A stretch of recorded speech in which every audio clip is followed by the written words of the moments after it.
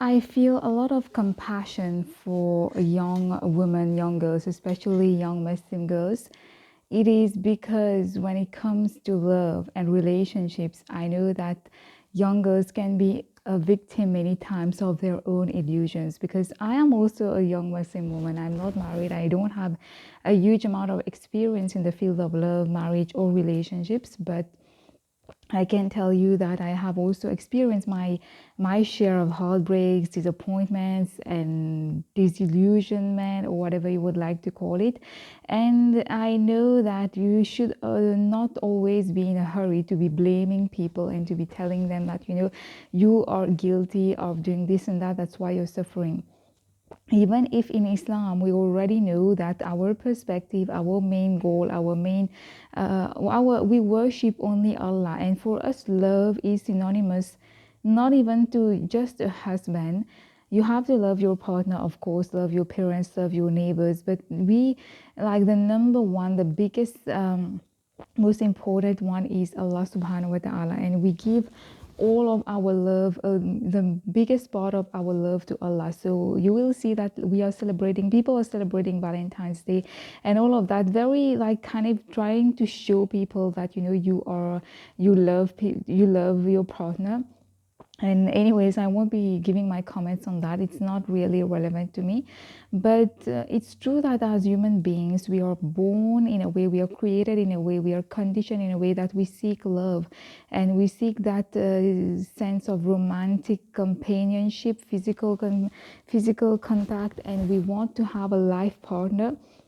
We are not it is very difficult to live a life where you are all by yourself and you see everyone getting settled, everyone getting married, everyone being in a relationship, and you just feel like you just wish, you crave that you also will find that person. And sometimes you might be getting carried away by that craving. So it's very important to like take a step back, because if you are in that situation or in that mindset that the day you meet your future husband or your future wife, everything will become better and you will finally get that sense of happiness that you had been looking for, which is totally not true. And I also keep repeating that over and over again. Perhaps sometimes you might find someone, you might meet someone, you might even be on the process of getting engaged or married to them, and then you see that they are not making you happy, they are making you feel more miserable. So let's not romanticize that aspect of love and relationships, because I know that many times we are not totally entirely to be blamed. Many times it's the kind of movies that we watch when we were young, or the kinds of images that media keeps feeding us even till date. I know that as girls especially, we are very susceptible to that. When we see people getting married, we think that it's all about the glamorous side of it, like the bride is wearing a really beautiful gown and getting a lot of gifts and attention and people taking your photos, you're looking really perfect, your husband and you. But then there is a huge reality that comes after that and within that. So I think that you need to focus on other things in your life, and you must try to not let that let yourself be obsessed or consumed by that aspect, because you will be making yourself very, very miserable if you do that. And there are so many things to do in life, so make the most of that free time. And especially as Muslims, you have there is such an important and beautiful part of life that you haven't explored yet, and maybe Allah subhanahu wa ta'ala is giving you the time and the chance to do that.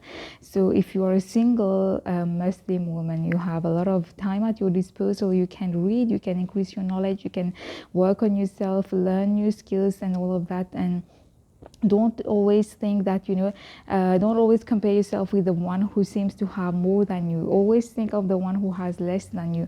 So I know that it's very difficult, but if there is actually, you don't actually have a choice, because you don't want to get into haram relationships.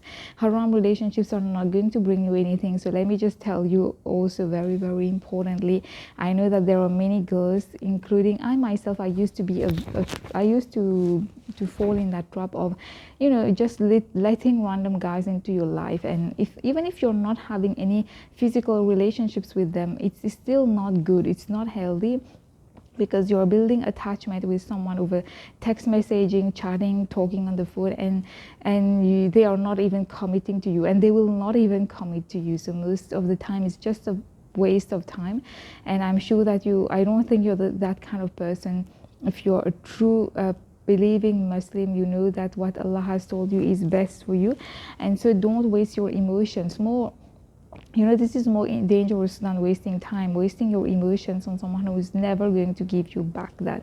So ask yourself a question and always take a step back. Don't get carried away by lust. Don't get carried away by attraction, by excitement. I know that in the beginning you feel like, it seems like really perfect. You meet this new guy and perhaps he's very charming, very good looking, or he has a certain way with words. He makes you feel like, he's really the one, and he makes you feel like he is going to take this seriously and that you are the woman of his life. But be very careful. It's very easy to say all these things. It's very, very easy, and I know that it can be very, very deceptive, but I'm going to share with you some of my tips and tricks to deal with that. And alhamdulillah, I'm sure that the next time you find yourself confronted to such a person, or such guys in general, or in such a situation, you will know how to handle the situation, and you will feel very, very much more peaceful after that. Of course, the pain of heartbreak is always very, very intense. It's very challenging when your heart gets broken, or you thought that something,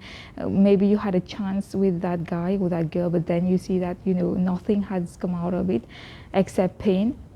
But you will take time. Just give yourself that time, and of course do your prayers on time. You will heal. Allah will heal you. There is no doubt of that. So never turn away from Allah and start to give another human being, whether it is a guy or girl, give them that attention and almost worship them. If they are good for you, then they must be really compatible with you in that Islamic